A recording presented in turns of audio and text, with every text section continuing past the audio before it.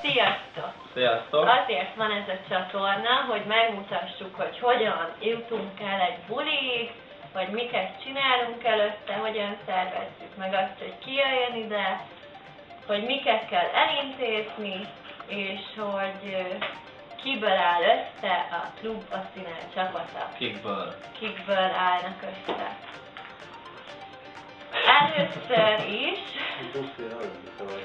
Először is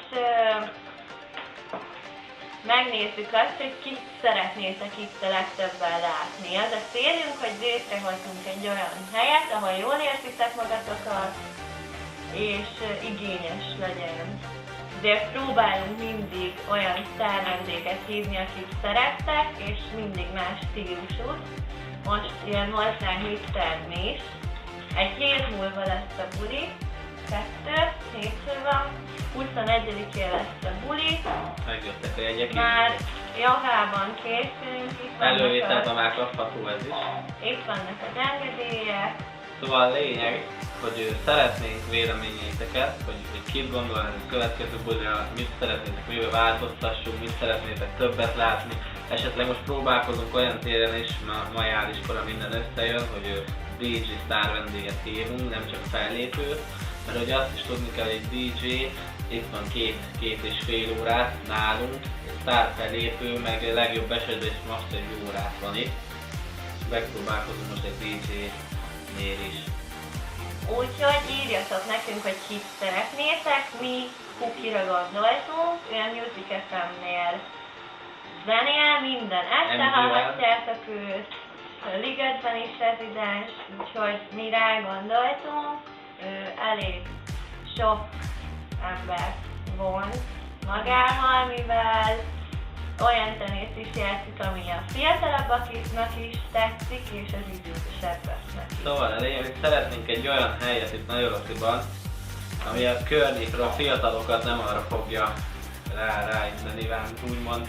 A mi korosztályunkat is, hogy a legtöbb helyen is látjuk, jó, mi is ezt csináljuk régen, hogy kint buszmegállóba iszogattunk, mit tudom én, ami semmit nem ér, törvénytelen dolgok, hanem itt tényleg egy kultúrát, szórakozó helyet csinálni itt a környéken, itt Nagyorosziban, ugye a vonzáskörünk elég nagy, Dalasi gyarmat, már bárhol is voltak nálunk, Budapestről is jöttek külön jegyet venni Kisgrófóra, ez egy elég nagy dobás volt, szóval a lényeg az az, hogy legyen egy olyan igényes szórakozó hely, ahol nem kell attól tőle megkéselek, megszurkálnak, nem tudom, biztos figyeltétek, hogy a védelemre nagyon nagy hangsúlyt fektetünk, külön a dohányzóba volt biztonságőr, bejáratnál 4-5 biztonságőr, ez mind azért, nem azért van, hogy titeket fenyegessünk vagy akármi, hanem hogy tényleg lássátok, hogy egy olyan helyet szeretnénk nektek, ahol tényleg védelem van, színvonalas rendezvény, és szervezünk még rengeteg, nyáron például szeretnénk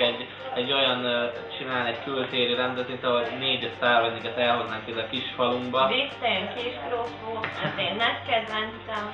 Kisgrófó, és sok másra gondoltunk. Persze kelletek ti is, hogy ott legyetek, és tényleg mindenképp a véleményeteket várjuk, hogy ti mit mondtok, hogy mibe változtatunk, biztos olyanok véleményt várunk, aki már volt a bulinkon. Ugye tavaly évben nem volt csak 2 bulin, de most ebben az évben már előre van 2, de még nincs vége. Tényleg ez a Mistes buli is, őt visszahívtuk, mert vele kezdtünk, pont egy év lesz. Úgyhogy most arra lennénk kíváncsiak, hogy május 1-én biztos, hogy lesz egy buli, kit szeretnétek, nekünk van tervben, de akik megszavaztok. Aztán lesz még egy buli, amikor visszajön Mr. Miss hozzánk ebben az évben. Szeretnénk kérni tőletek, hogy szavazzátok meg, hogy Jankival jöjjön vissza, vagy Horváth Tamással és Rangulal. Még nagyon sok, láttam, hogy Dominika asszját szoktuk bújni, sok kérdések vannak. Most is egyfolytában jönnek, szóval a lényeg, hogy Askon és Dominika asszján, vagy esetleg itt most már a YouTube csatornán is kérdezhettek sok mindent. Például vannak ez is most a Mistes bulin, hogy megosztásért páros vippelépít, 5 darabos sorsolunk ki. Aki ezt mondjuk nem lájkolja be Dominikát, nem azért van, mert nem látja, mert látunk minden megosztás hirdetést, Csak egyszerűen annyi van már, hogy van, amelyiket nem bírjuk bele, hogy figyeljük mindenkit, és örülünk, hogy ennyien megosztátok. Biztos, hogy nem csak azért élet nyerjetek, hanem hogy segítsetek minket, és ennek nagyon, nagyon köszönjük. Szóval ebben a videóban ennyi, amit még fogtok látni ezen a csatornán, egy buliba pakolás, hogy lássátok miért nem, hát úgymond színfalak mögött, hogy akkor bepakolunk, vannak egy kis ökölkedés, persze figyelmek, mert voltak dolgok, hogy lógtak, na mindegy.